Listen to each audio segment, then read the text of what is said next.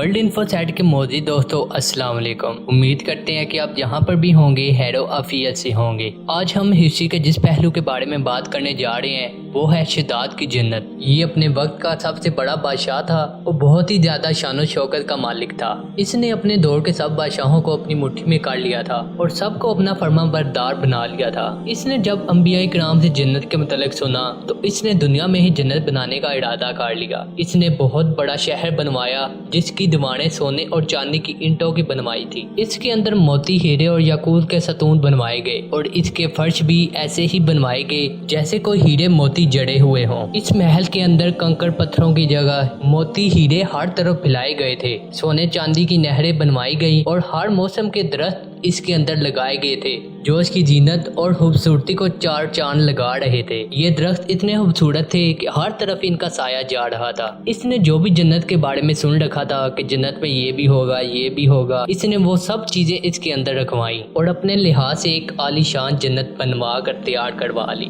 जिसमें दुनिया की हर चीज मौजूद थी।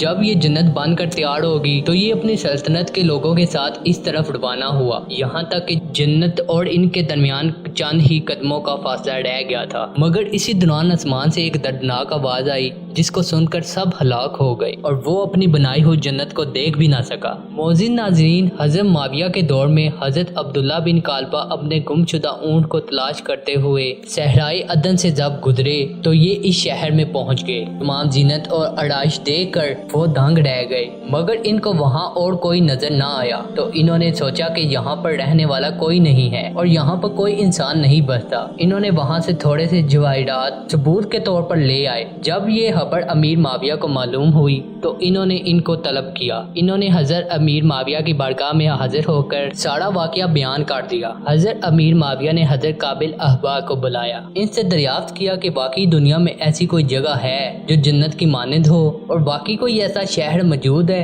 तो इन्होंने कहा हाँ, इसका जिक्र कुरान पाक में भी आया है। ये शहर शदाद ने बनवाया था लेकिन रब का इन पर अजाब आ गया और इनकी कौम में से कोई भी जिंदा ना रहा। इन्होंने आगे से फरमाया कि आपके ज़माने में एक शख्स है जो इस जन्नत को देखेगा। इसका हाल कुछ ऐसा होगा कि इसकी आंखें नीली होंगी, कद छोटा होगा, इसकी आंख के ऊपर एक तिल होगा। इतने ही देर में हजरत काबिला तशरीफ लाए तो हजरत काबिल अहबा ने इनको देखकर कहा कि हाँ, ये वही शख्स है जो उस जन्नत को देखेंगे और इनके सिवा कोई और नहीं देख सकेगा। कुरान पाक में इरशाद होता है, क्या तुमने ना देखा कि तुम्हारे रब ने आद के साथ क्या किया? वो आम वाले कद वाले कि इन जैसा शहरों में पैदा ना हुआ और समूद जिन्होंने वादी में पत्थर की चट्टानें काटी और फिरौन जो मेहों वाला था जिन्होंने शहर में सरकशी की फिर इनमें फसाद फैला दिया तो इन पर तुम्हारे रब ने अजाब का कोड़ा बरसाया। इस आयत से ये जाहिर होता है अल्लाह ताला को सरकशी और गुरूर करने वाली कौम पसंद नहीं। शदाद और कौम आज सब अपनी सरकशी की वजह से अजाब में मुब्तला हुए। नाज़रीन ग्रामी, वो जन्नत आज भी मौजूद है मगर आंखों से ओझल है,